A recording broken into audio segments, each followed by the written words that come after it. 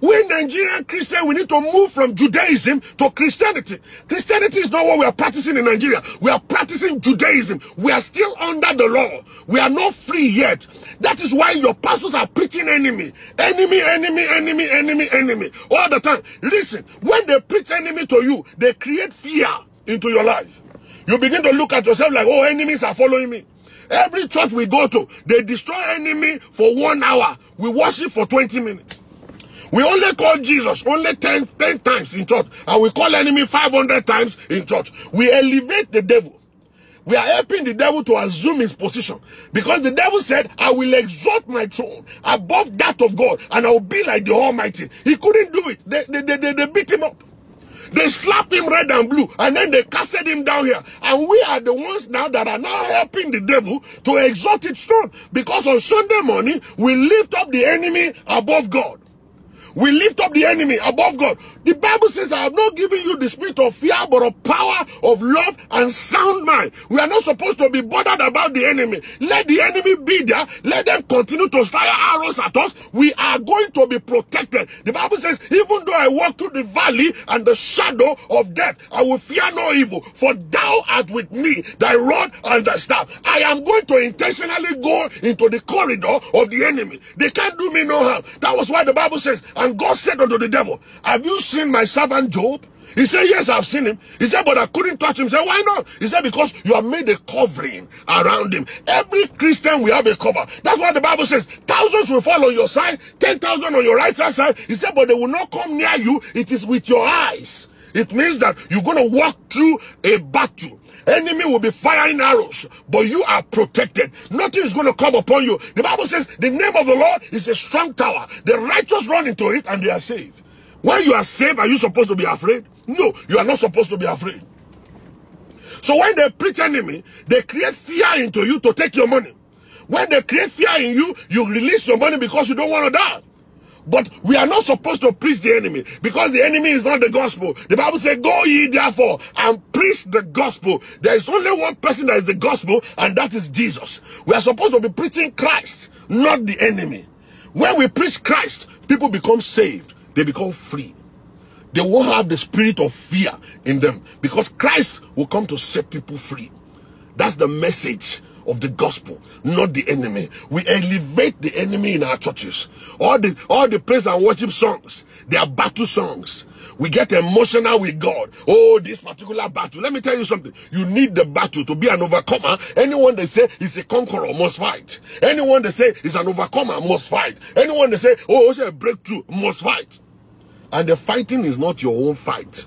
It's the fight of the Holy Ghost, the fight of God himself. He has won the battle already.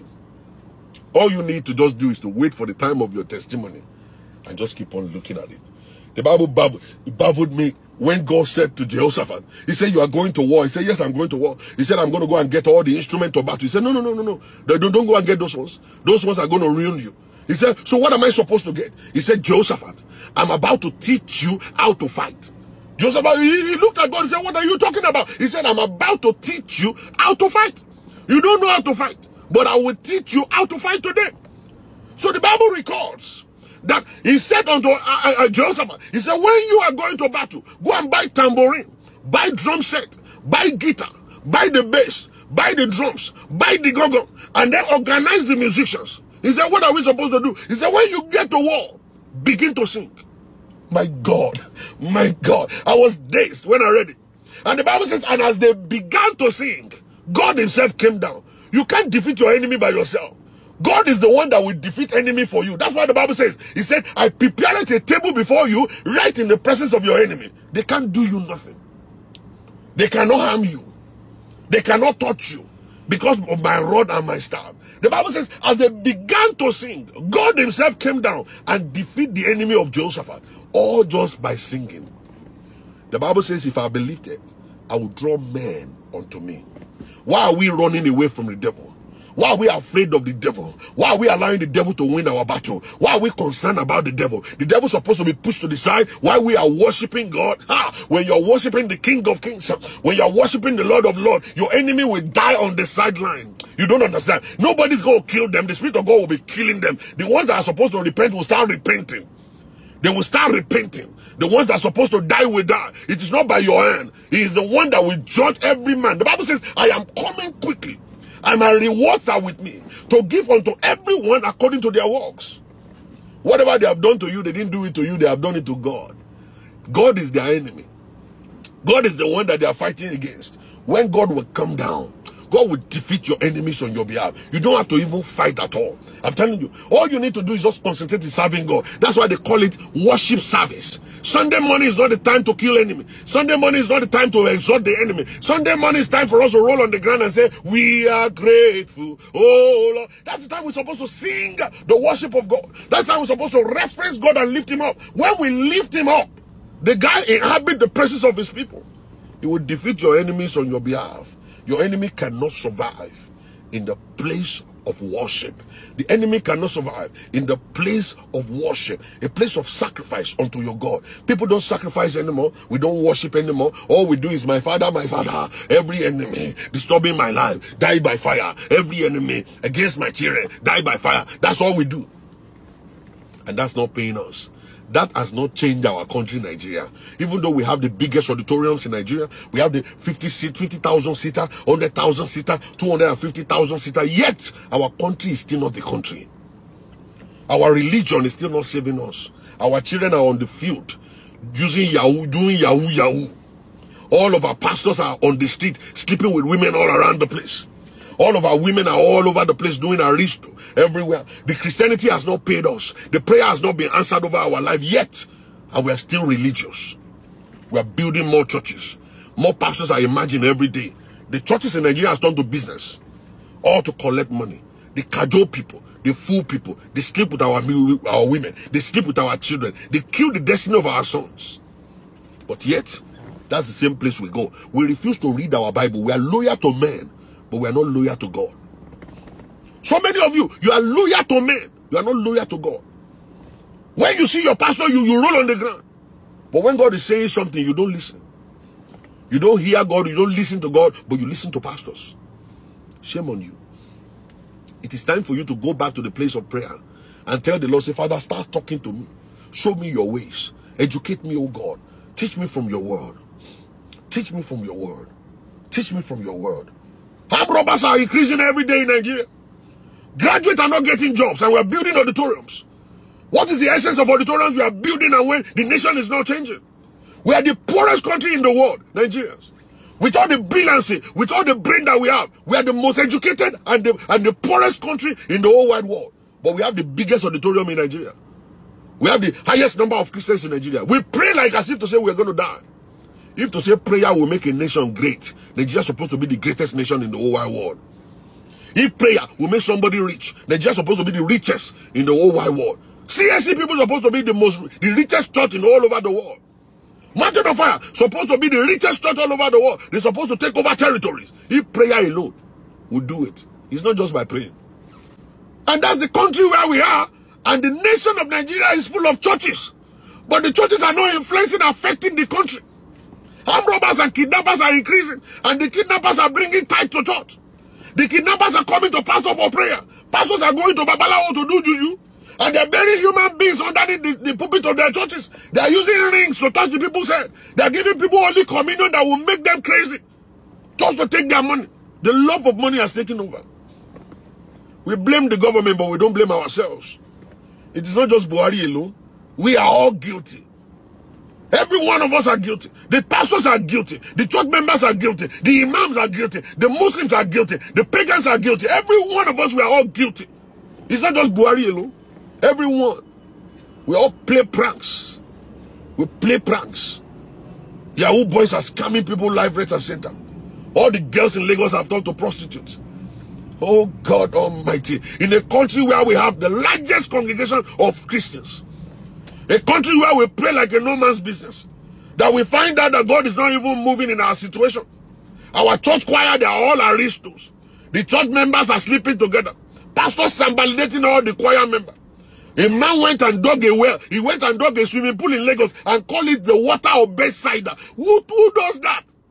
In 2019, for you to come and pay 50,000 to come and swim in the water. Where are you getting that kind of crazy stuff from? You see that Nigerians are not Christians. We are still pagans. The churches are taking us into a deep level of being a pagan in Nigeria. What of Bethsaida when we have the name of Jesus? The Bible says at the sound of his name, every knee must bow. Why do you need water of Bethsaida for? Even the water of Bethsaida, when Christ got there, Jesus did not tell, he didn't tell the man to jump into it. He said, stand up, carry your bed and move out. This is the hella of the Holy Ghost, the dispensation of the Holy Spirit. We do not need any physical thing anymore for us to be healed. Stand up, pick your bed and go. We need the name of Jesus, not the pool of Bethsaida.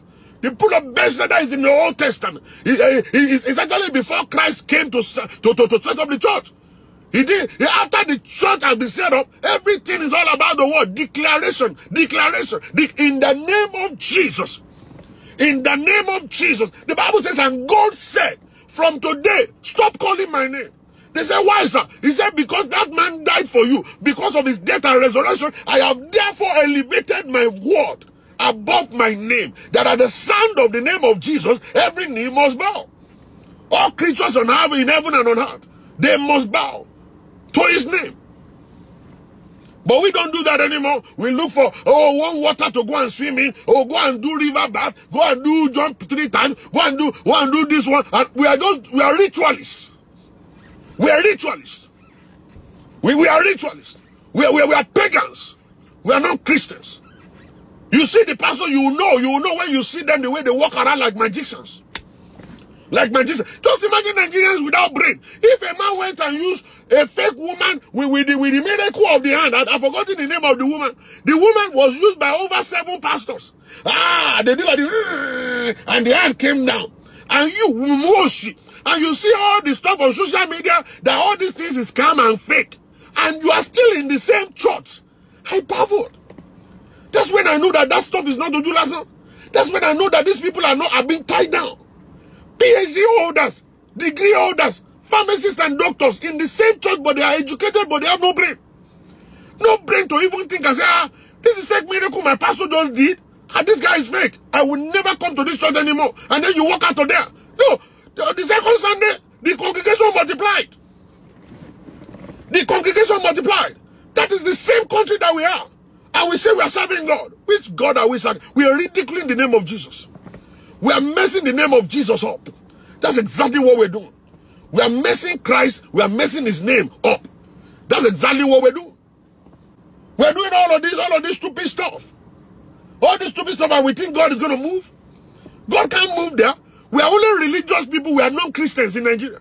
We are very religious, but we are non-Christians. We are not. Many people, they know. They know that their pastor is fake, but they still go there anyway. They know the pastor is just a gangster. They still go there anyway. The man is only collecting money. His brother, his sister, everybody is working for him. They stage fake miracles like every Sunday. Like every Sunday, they stage fake miracles. I'm tired of it.